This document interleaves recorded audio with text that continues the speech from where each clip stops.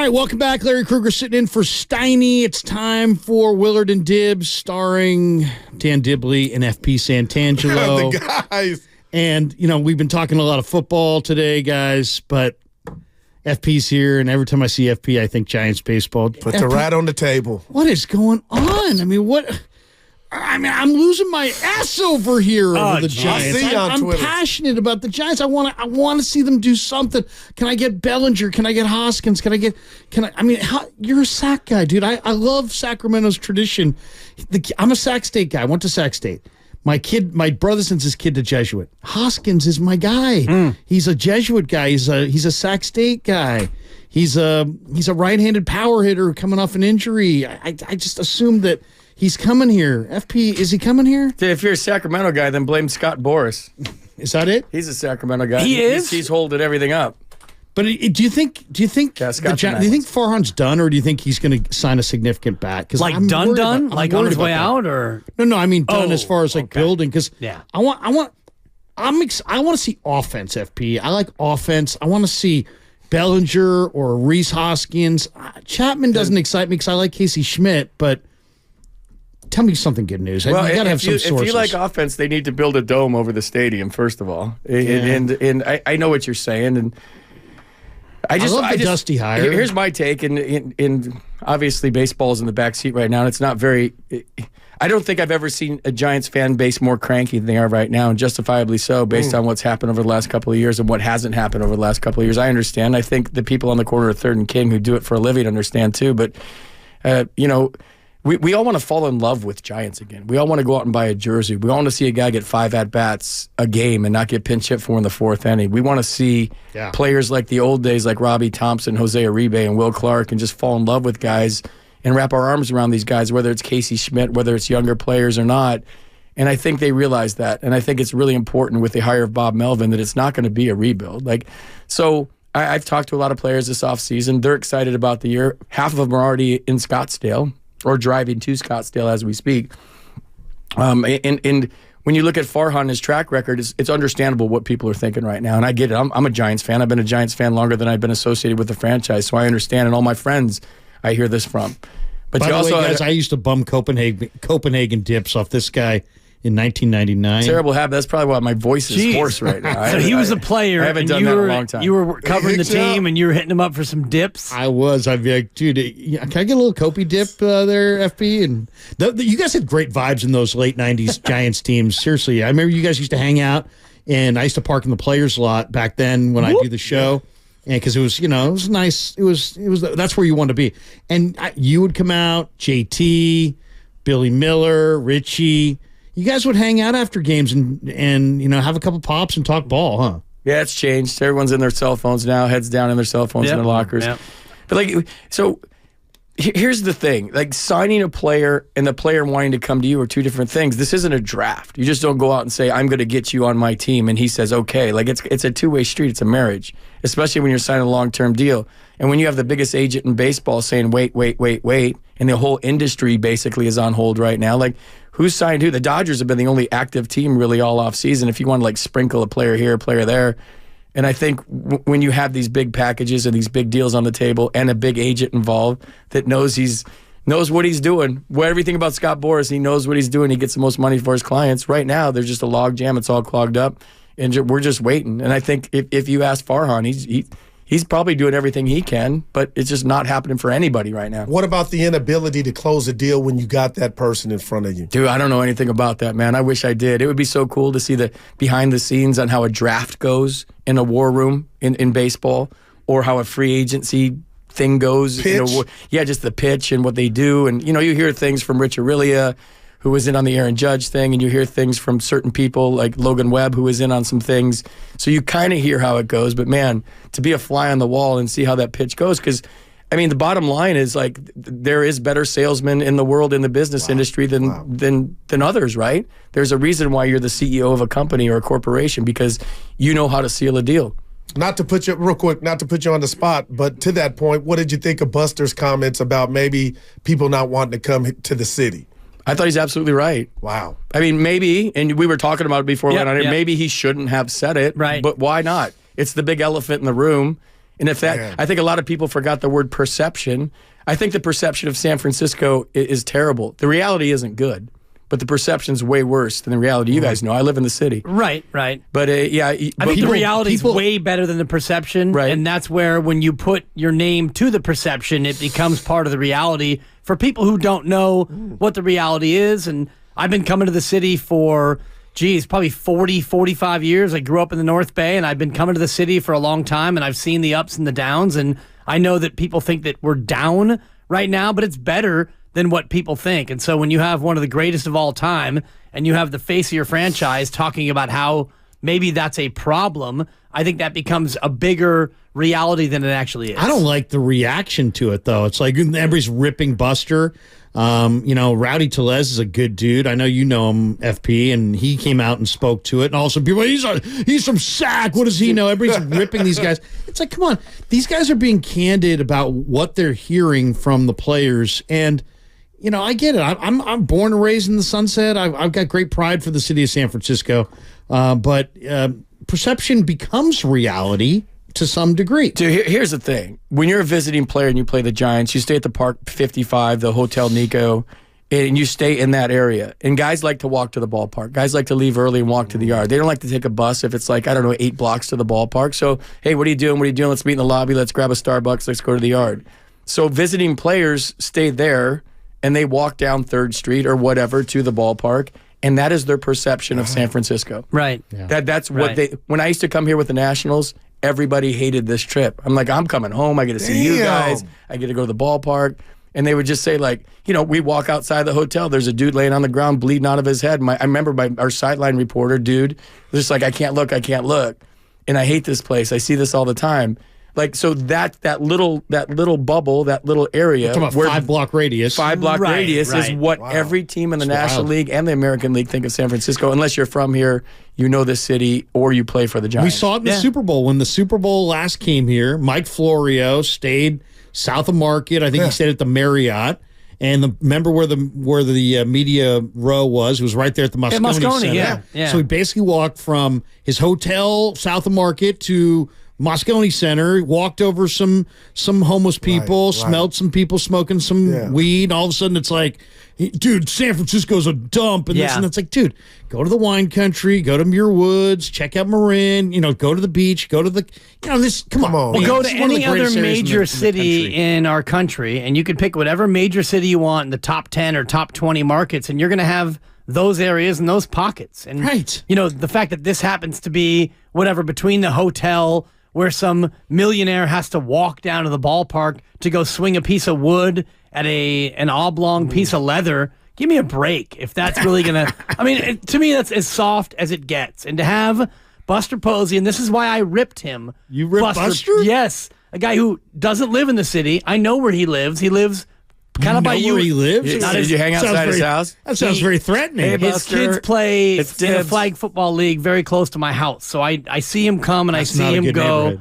I know where he lives. He lives kind of by you and kind of by me. So you don't live here. So unless you live here and you really grind here, then don't talk about it in those terms. You don't need to put your name to that perception because then it becomes reality, which is why I ripped Buster Posey. I hear you, but I thought he was just being candid, and he's telling. I'd rather. But you're a member of the organization now. It's not your job to be candid. I think we can all handle the truth. That's all I'd say. I'd say that's all I would say. And I'd rather people tell me the truth, and even if it's tough. And I think Buster is a straight shooter. I admire the guy. He was telling the truth. He was telling the truth from his perspective. But, but the truth hurts. Beyond and that. the truth hurts their organization. And all we have now is another offseason where his boss has been unable to do anything other than sign a guy off the surgical Could you table. imagine, though, if your job was to sell Giants tickets?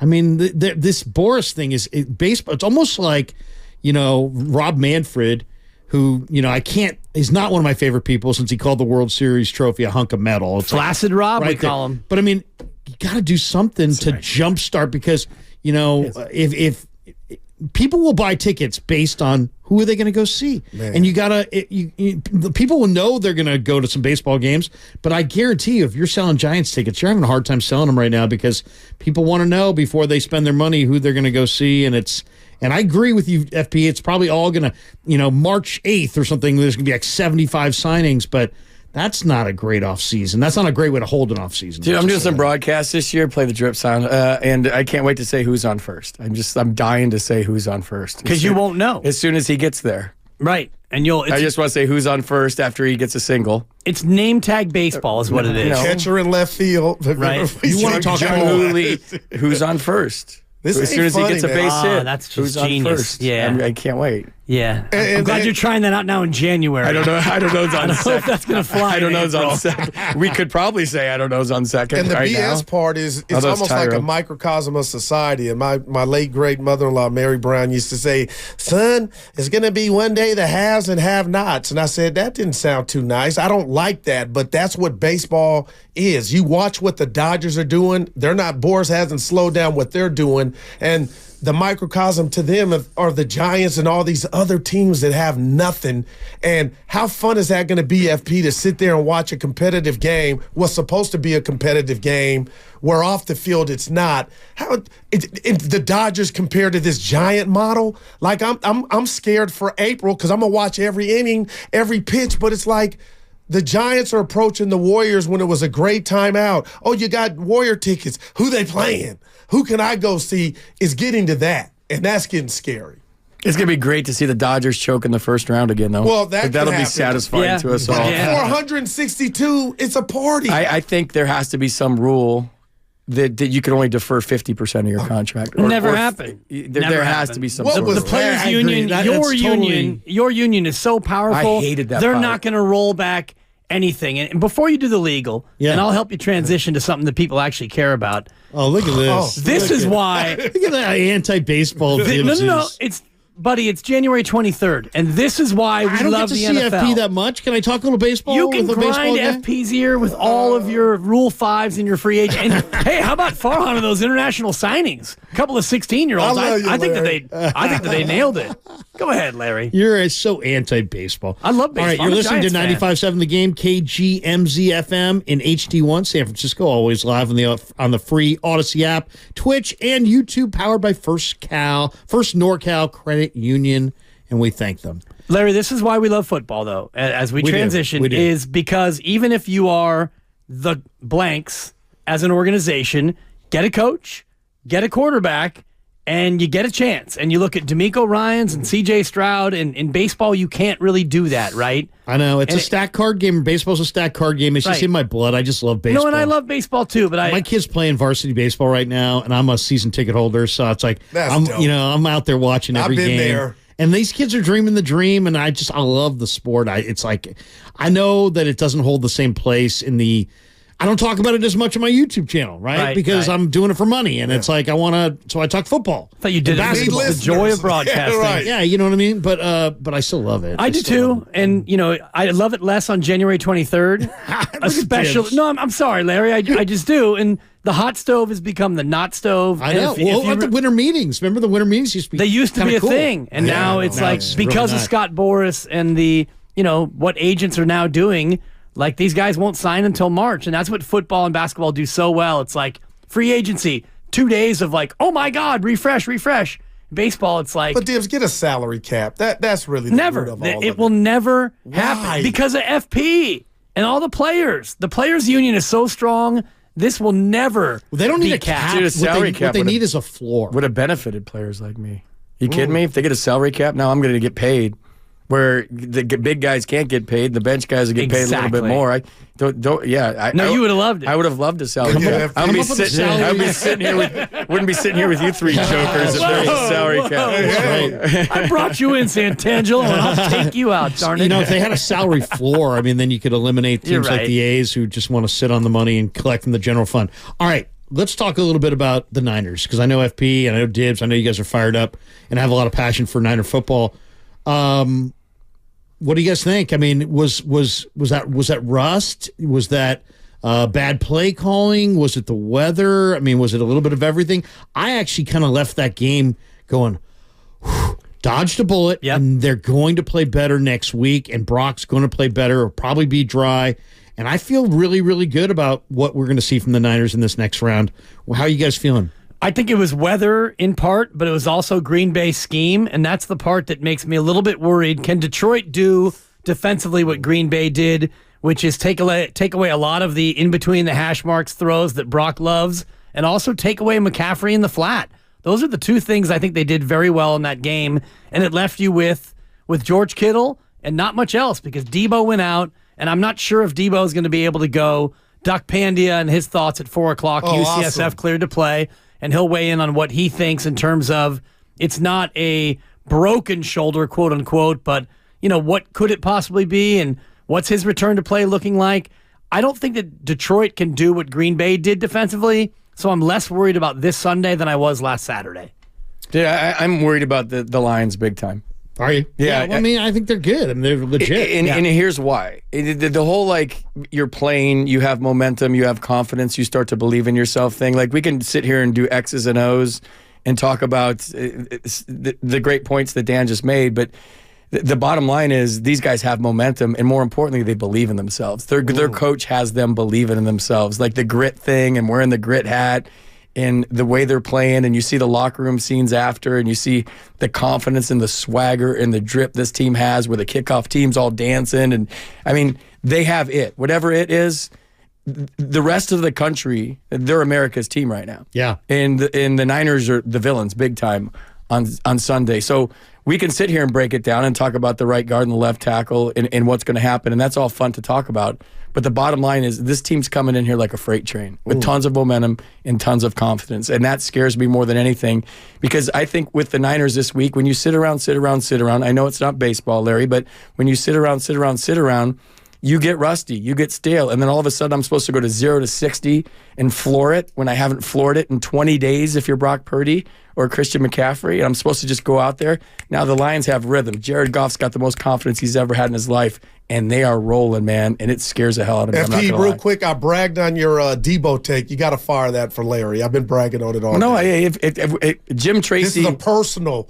Jim Tracy was our bench coach in Montreal, and he became the manager of the Dodgers and the manager of the Rockies, and he used to say all the time, if the fracture isn't visible from the bench, don't have the trainers come out. So in a big game like this, I know it's kind of old school thinking. If that thing ain't broke, you got to play.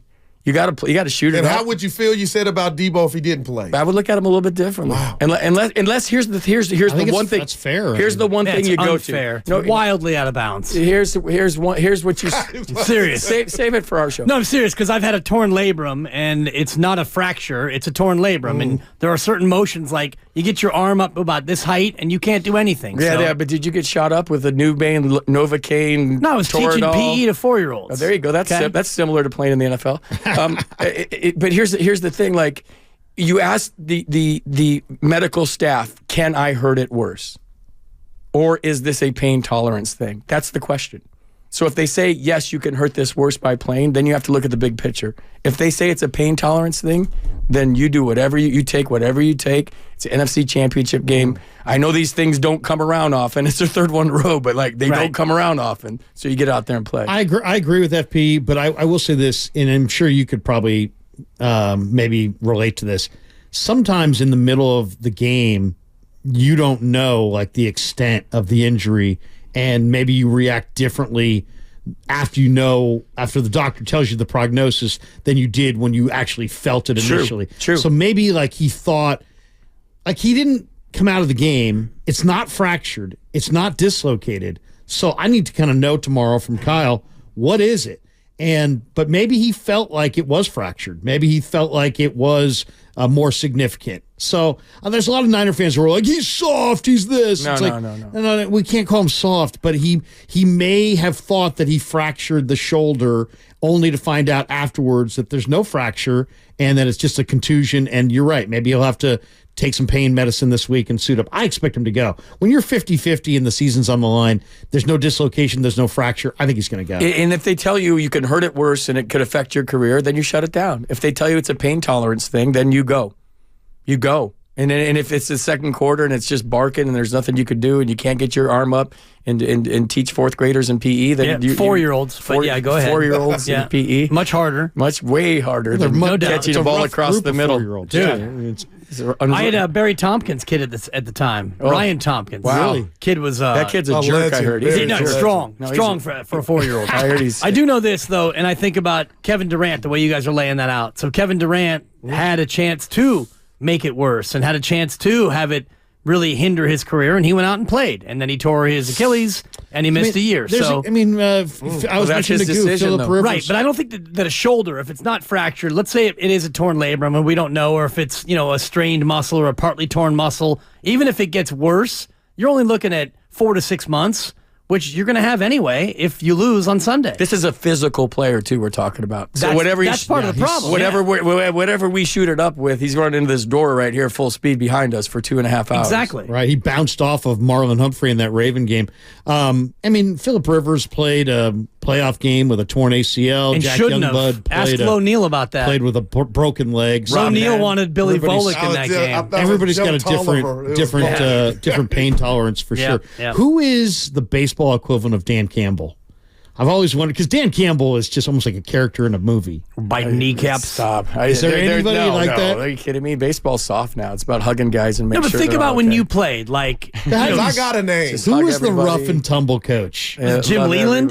Yeah, maybe Jim. No, there was. Baseball's not a rah-rah sport. Billy Martin. That's a little before your time. But baseball's not a rah-rah sport. I've done so many shows where they're like, he needs to get in there and rile the troops up. You play every single day for 6 months, bro. Like, there's no. How many times did a skipper flip the spread when you were playing? Never saw Hal that. McRae. We would just sit there and go, it's not the food's fault, bro.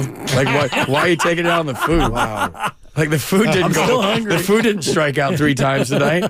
Oh, you're going to punish us without food? Guess what? We're going to go out and get drunk anyway, so we'll get drunk quicker. But you do come from an era where if you had the hat trick and struck out 3 times, you were lightweight embarrassed. Now it's just... Not lightweight, dude. It was like the worst thing in the world was walking back to the dugout with a strikeout. We would fight and battle and hit an 18 hopper short. They don't even care. It's part of the game. Right. The 3 true outcomes. What about music in the locker room after you lost 10-1 and you committed 3 errors? It just depends how you're going, man. That doesn't happen. Jason Giambi was the best, man. If we played a good game, he'd be like, "Don't hang your heads. Come on, turn some music on," and we'd just the game would be gone like that. We'd flush it and get ready for tomorrow. Right. Who made you put the batting helmet so low? I did. I mean, where did that come from? Was that high school on? It was kind of like... I mean, seriously, it was like, you're like Dave Stewart of hitters. It made him look taller, I thought. It's kind of the same reason for Stu. Like, Stu did it to, like, lower his strike zone. Sandy Koufax taught Stu how to do that. To lower his sights, basically. Right. Like, if you lower your sights. And I did it in baseball to, like, I had trouble swinging at the high pitch. Plus, I thought I looked like a badass, too. Like, because you can't see me, and I had the thing low. Were you in the game? Now, this is just a me FP question, so now it's like I'm probably alienating the audience. No, this is great. I love these old stories. The Giant, yeah. No, I'm going to go get a second cup of coffee. The Giants Expos came. It was at Candlestick. Giants Expos. It was the day Rondell White hit for the cycle. Dusty got really mad at Felipe because he felt like the Expos were stealing signs. It was like 19-4. We didn't do that. I tried to implement the signs. Were you on that? Were you on the Expos that year? Yeah. Yeah, I was in the middle of all that. Dusty was mad at me. He thought I was doing it. He thought you were stealing signs? And Felipe and Dusty got in a fight because of it. Really? Yeah. What's Dusty going to do for the Giants, you think? Whatever the hell he wants. I know. He's Dusty freaking Baker. Yeah, he's a Hall of Famer. What do you think he'll do? I mean, if you had to guess, because he's, that was a great hire. He's just a great resource. Yeah. It's just to be walking around. He's a living monument. And if he walks around spring training and there's kids that obviously they all know who he is, just pick his brain, man. He's got stories for days and everything he says just resonates even. It crosses generations, man. He's just perfect to have around. Yeah. Great hire by the Giants. Yeah. Thanks to Herman Moore. Thanks to Grandy and Goo, and of course Evan. Had a ball, man. Yeah, seriously, man. It was a fast 4 hours. How's the family, man? Your kid used to be our producer, and I know you got a son and daughter. My kids are jerks. Family's awful. No, my kid. It's great. It's good to be home, man. I see my son all the time. Nice. We watch the Niners game on Sunday together, and He's married now. He's all grown up. He's married now. Yeah. Wow. His wife and I and him watched the Niners game on Sunday. That is so cool that they're all, and your daughter's still local or no? She's in upstate New York with her boyfriend. Nice. And she's a substitute teacher and a salmon fishing guide in Alaska. You like the boyfriend, FP? Yeah, he's awesome. Okay, cool. He's great. That's a prerequisite. Yeah, but they're still jerks if they're listening. Nice. All right, Goo, you ready to bolt for the door? Yeah, I'm doing my Steiny. Kudos to him. He went under, had his procedure today. So yeah, did you hear from him yet? No, he just texted me this morning and said, I'm scared. I said, you got it. I called him yesterday and gave him some well wishes. As a man who's had multiple surgeries, it's the hardest part is waking up. Wow. Yeah. That's what Larry said. Yeah, the waiting is the hardest part. FP and Dibs are going to talk a lot of baseball. 4 hours of nothing but lineups, double switches. Yeah, Krug. Memories of the Expos with FP as I grab a pillow. It's going to be lots of double switches. It's next.